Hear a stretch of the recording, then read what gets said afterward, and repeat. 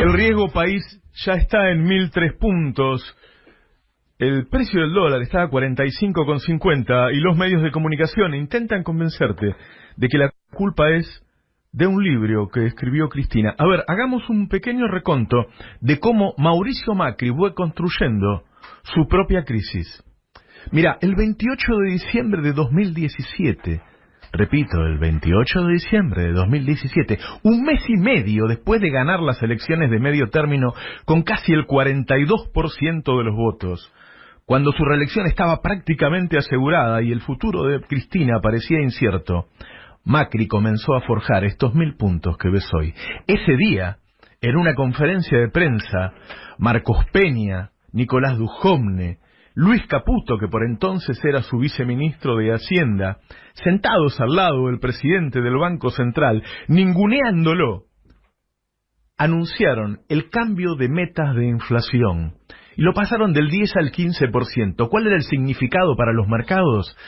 El Banco Central ya no tenía esa preciada independencia. El presidente del Banco Central miraba de reojo cómo se hacían cargo del Banco Central, perdía la independencia. Para los inversores eso es un valor fundamental. 5 meses después de ese triunfo, el 2 de mayo de 2018, el dólar comenzaba su carrera. Ese día costaba 19,80. 60 días después, el dólar costaba 30 pesos. 90 días después, el dólar costaba 40 pesos. Macri seguía primero en las encuestas. Cristina seguía sin despegar. Todo era de Macri. Todo ese comienzo de la crisis era absolutamente de Macri. Por esos meses, la fuga de divisas ya llegaba a 3.000 millones de dólares mensuales.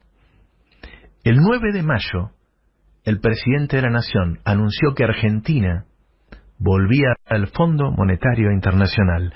La crisis era tan fuerte, habían hecho tal desastre, se habían endeudado tanto, que era imprescindible recurrir a un crédito stand-by, el más duro de todos los créditos que tiene el Fondo Monetario Internacional, porque te condiciona, porque te escribe un libreto, porque te dice qué hacer, porque perdés la independencia económica.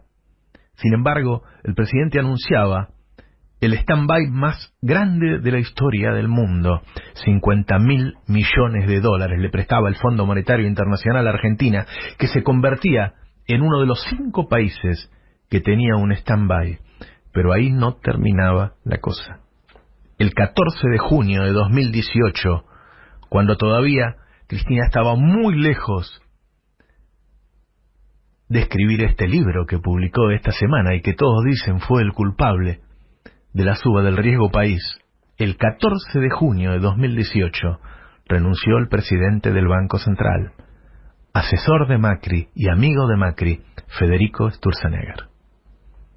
Todo se derrumbaba. Estábamos en junio de 2018. El primer fin de semana de septiembre de 2018, el gobierno quedó grogui. Fue un fin de semana de locos en la Quinta de Olivos. Durante 48 horas se sucedieron las reuniones en esa quinta. El jefe de gabinete, Marcos Peña, podía caer. Finalmente se salvó, pero cayeron sus laderos, Quintana y Lopetegui, de los que el mismo Macri había dicho, son mis ojos. Los medios de comunicación decían que no podían encontrar un reemplazante para el ministro de Economía. Se lo ofrecieron a Melconian, se lo ofrecieron a Pratgay, le ofrecieron entrar al gobierno de Ernesto Sanz, a Martín Lustó, y los 4 le dijeron que no. Era un gobierno que no podía conformar un gabinete. Finalmente decidieron disminuir la cantidad de ministerios y lo bajaron de 20 a 10. Pero ahí no terminó la cosa. El 25 de septiembre de 2018 renunció Luis Caputo al Banco Central. Durante la presidencia del Banco Central de Luis Caputo se fugaron 15.000 millones de dólares. Todo eso pasaba el año pasado, cuando Macri todavía tenía una intención de voto que superaba el 40% y Cristina se dedicaba a cuidar sus nietos. Todo el riesgo país lo iba construyendo paso a paso Mauricio Macri. El 26 de septiembre, Unos pocos meses después de haber llegado al acuerdo con el Fondo Monetario Internacional, la plata ya no le alcanzaba, y entonces tuvo que pedir más dinero al Fondo Monetario. El fondo hizo una excepción por el enorme apoyo que tiene Mauricio Macri de Donald Trump y llevó el crédito stand-by de $50.000 millones a $57.300 millones. Pero eso no fue todo, porque el gobierno de Cambiemos no podía cumplir con sus metas y tiempo después tuvo que pedir un perdón, un waiver, le dicen ellos. Es decir, ni siquiera podía cumplir con las expectativas que había generado ante el Fondo Monetario Internacional, ante sus amigos de los Estados Unidos. Mauricio Macri fue forjando uno por uno los puntos, los 1.000 puntos que tiene hoy de riesgo país. Desde el primer día que llegó, cuando empezó a endeudarnos, porque seguramente esa deuda era impagable, quizá pensó que iba a ser impagable para otro gobierno y no para él, pero le explotó en las manos. Mauricio Macri tiene un modelo de total desregulación de la oferta y de la demanda de divisas. De la oferta, porque el campo, el gran generador de divisas del país, no tiene ninguna obligación de liquidación. Por lo tanto, se lo puede quedar esos dólares en sus manos hasta que logra el precio que quiere. De la demanda, porque los inversores, a diferencia de otros países de la región, pueden entrar y salir cuando quieren, no tienen encajes, no pierden nada si se van de un día para el otro.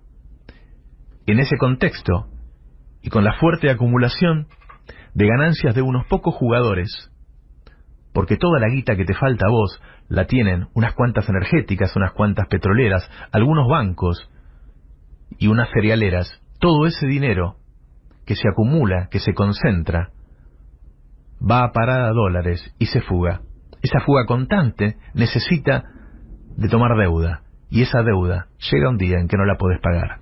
Mauricio Macri forjó esto desde el primer día de su gobierno, pero fundamentalmente desde el primer día de la segunda parte de su gobierno. Desde ese día en que se burló del presidente del Banco Central en diciembre. Desde ese abril en que se disparó el dólar. Desde el día que anunció el acuerdo con el Fondo Monetario Internacional. Desde el día en que no podía conseguir un ministro para reemplazar al ministro de Economía que tenía ese fin de semana de infierno del 2018. Fue dando uno por uno los pasos hasta llegar a hoy. No es cierto lo que dice Clarín, no es cierto lo que dice La Nación, no es cierto lo que dice Perfil. Este riesgo país no es el riesgo de Cristina. Este es el riesgo que corrimos siempre, desde el primer día, cuando la sociedad eligió a Mauricio Macri.